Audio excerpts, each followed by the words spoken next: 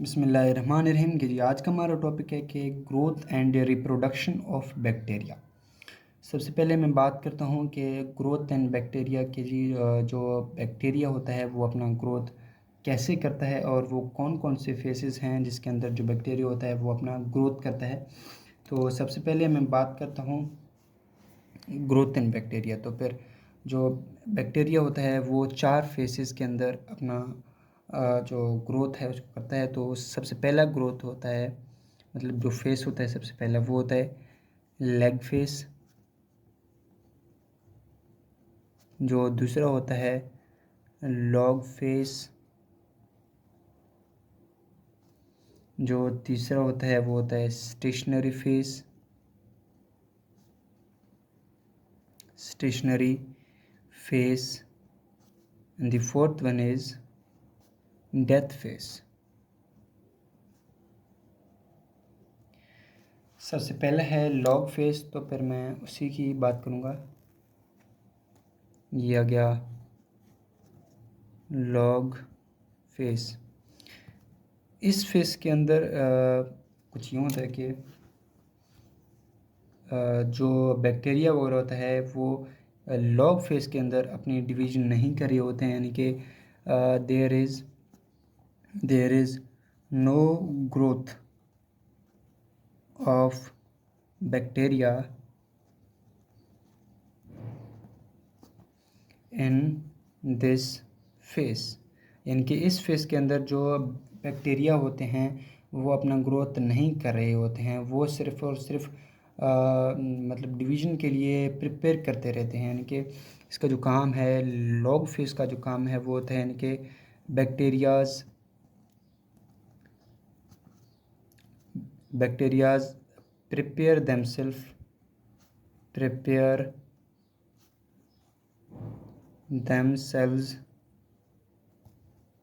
For division. ये अब तो आप सबको इस बात का अंदाज़ा हो गया होगा कि जी जो लॉग फेस में क्या होता है। लॉग फेस में ऐसा होता है कि जी जो बैक्टीरिया वगैरह होते हैं वो मतलब नो ग्रोथ, यानी कि जो बैक्टीरिया होते हैं वो ग्रोथ नहीं कर रहे होते हैं, वो सिर्फ़ और सिर्फ मतलब प्रिपेयर कर रहे होते हैं अपने आप को डिवीजन के लिए। जो अगला फेस है वो है लेग फेस। तो मैं इसको लिख लेता हूँ, लेग फेस। ये बड़ा ही इंटरेस्टिंग फेस है जो जो बैक्टीरिया उसका। इसके अंदर कुछ यूँ होता है कि जी रेट ऑफ, मैं लिख लेता हूँ, रेट ऑफ ग्रोथ। मतलब जो रेट होता है ग्रो का, मतलब मिकदार होता है, क्वांटिटी ग्रोथ का, वो इंक्रीज़ करता रहता है, वो इंक्रीज़ होता है। और रेट ऑफ डेथ वो डिक्रीज़ करता रहता है। मतलब अगर जो बैक्टीरिया वगैरह होते हैं वो अपना जो डिवीज़न है 100 बैक्टीरियाज़ मतलब पैदा करते हैं, अपनी कॉपीज़ बनाते हैं 100 बैक्टीरिया, तो उसके अंदर 20 या 30 मर जाते हैं। फिर मतलब दोबारा वो जो बैक्टीरिया होते हैं वो दोबारा अपने 100 कॉपीज़ बनाते हैं, फिर दोबारा उसी मकदार के मुताबिक 20 या 10 मर जाते हैं बैक्टीरिया। यानी कि इसके अंदर जो ग्रोथ रेट है वो इंक्रीज़ होता है और जो डेथ रेट है वो डिक्रीज़ करता है। और मोस्टली इस फेज़ के अंदर जो बैक्टीरिया होते हैं वो अपना असर दिखाते हैं किसी इंसान के अंदर, किसी जानवर के अंदर। और उसके बाद वो जो बैक्टीरिया वगैरह होते हैं वो हमारे टिश्यूज़ को डैमेज करते हैं। तो ये बड़ा ही मतलब वो होता है बैक्टीरियाज़ का। अब आते हैं स्टेशनरी फेज़ के अंदर, यानी कि जो तीसरा फेज़ होता है बैक्टीरियाज़ का, स्टेशनरी फेज़।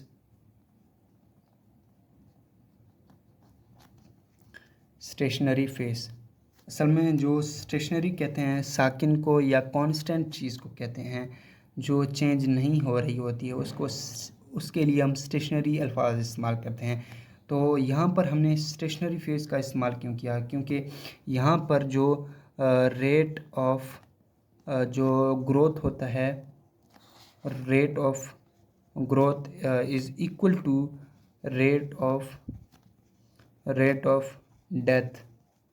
ऑफ बैक्टीरिया, यानी कि जितने जो बैक्टीरिया होते हैं वो अपने कॉपीज़ बनाते हैं, उतने ही बैक्टीरियाज उस तरफ मर जाते हैं, यानी कि डेथ कॉज करते हैं। यानी कि अगर इधर 100 बैक्टीरियाज मतलब प्रोड्यूस होते हैं तो इधर भी 100 बैक्टीरियाज मर जाते हैं, यानी कि मर जाते हैं। तो स्टेशनरी फेज के अंदर मतलब there is no change in the division of bacteria in stationary phase, या क्योंकि जितने जो बैक्टीरियाज होते हैं वो पैदा होते हैं उतने ही बैक्टीरिया मर जाते हैं। ठीक है जी, अब आते हैं चौथे फेज की तरफ, डेथ फेज की तरफ। डेथ फेज, इसका नाम डेथ फेज क्यों रखा गया? क्योंकि इसके अंदर जो रेट ऑफ मतलब रेट ऑफ डेथ फेज के अंदर रेट ऑफ डेथ जो होता है वो इंक्रीज़ करता रहता है, और जो रेट ऑफ ग्रोथ होता है वो डिक्रीज़ करता है। मतलब अगर 100 बैक्टीरियाज मर जाते हैं तो मतलब कि दूसरी तरफ 20 बैक्टीरियाज वो होते हैं वो मतलब पैदा होते हैं, फिर दोबारा 100 बैक्टीरियाज मर जाते हैं, फिर दोबारा 20 बैक्टीरिया जो होते हैं वो पैदा होते हैं। तो इसके बाद जो बैक्टीरियाज होते हैं वो डेथ फेज के अंदर ही जो बैक्टीरियाज होते हैं वो ख़त्म हो जाते हैं। यानी कि इधर मैं लिख लेता हूँ कि बैक्टीरिया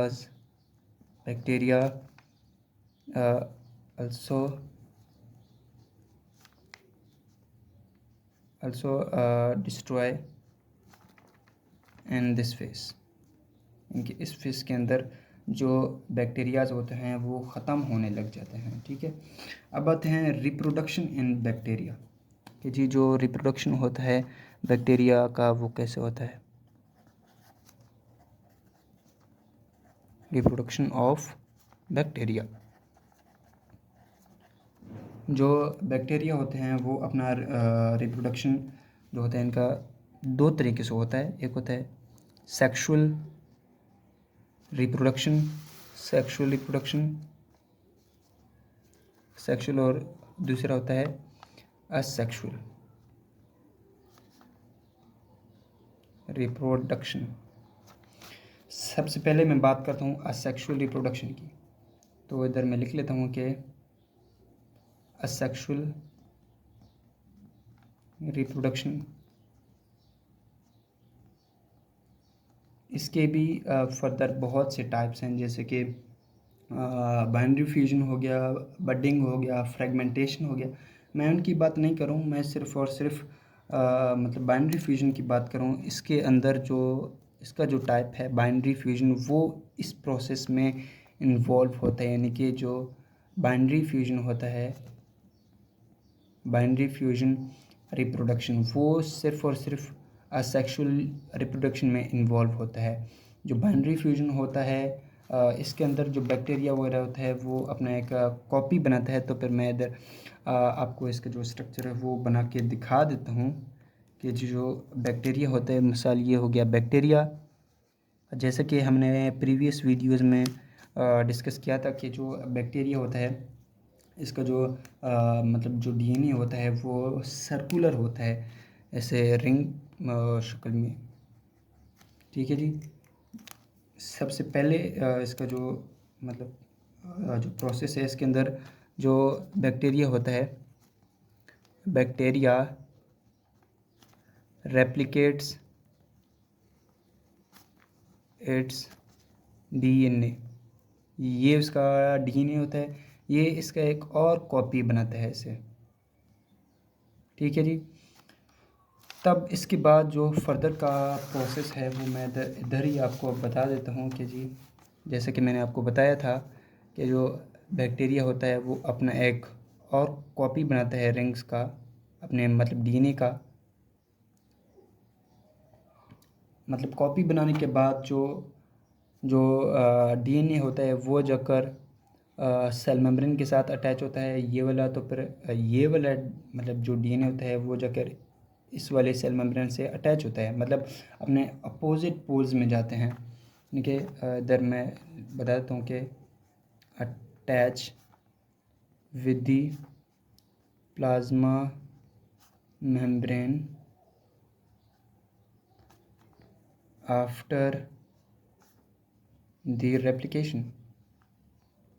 मतलब अपना एक और कॉपी बनाने के बाद जो डीएनए होता है वो जाकर जो सेल मेम्ब्रेन के साथ अटैच होता है, तो अटैच होने के बाद जो बैक्टीरिया होता है वो मतलब जो सेल मेम्ब्रेन ऑफ बैक्टीरिया होता है वो अपने आप को अंदर की तरफ ऐसे मतलब पुश करता रहता है। इधर ये वाला रिंग सा जो डीएनए होता है वो इस तरफ आता है और जो दूसरा डीएनए होता है वो इस तरफ आता है। तो जो बैक्टीरिया होता है वो अपने आप को इधर से मतलब पुश करता रहता है। तो इधर मैं लिख लेता हूँ कि जो सेल मेम्ब्रेन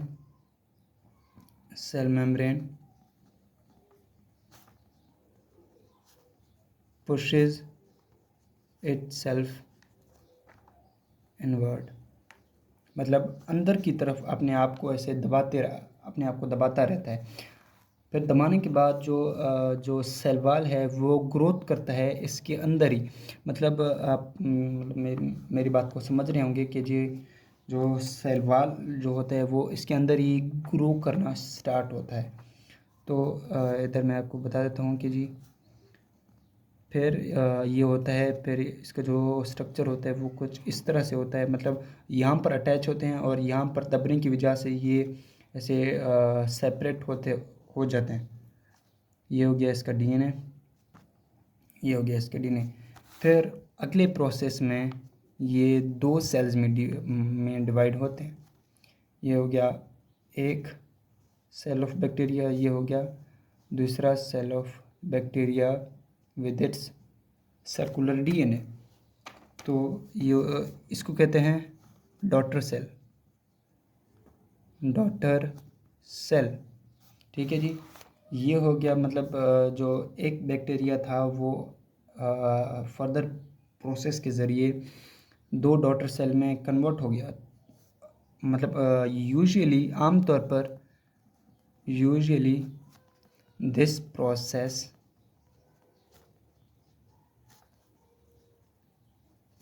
टेक्स टाइम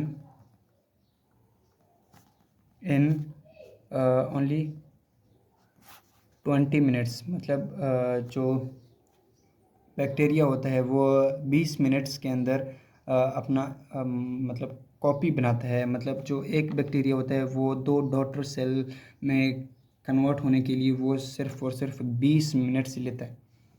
ठीक है जी। ये हो गया हमारा आज का टॉपिक। इंशाल्लाह अगली वीडियो में हम मिलते हैं सेक्सुअल रिप्रोडक्शन के साथ। Thank you.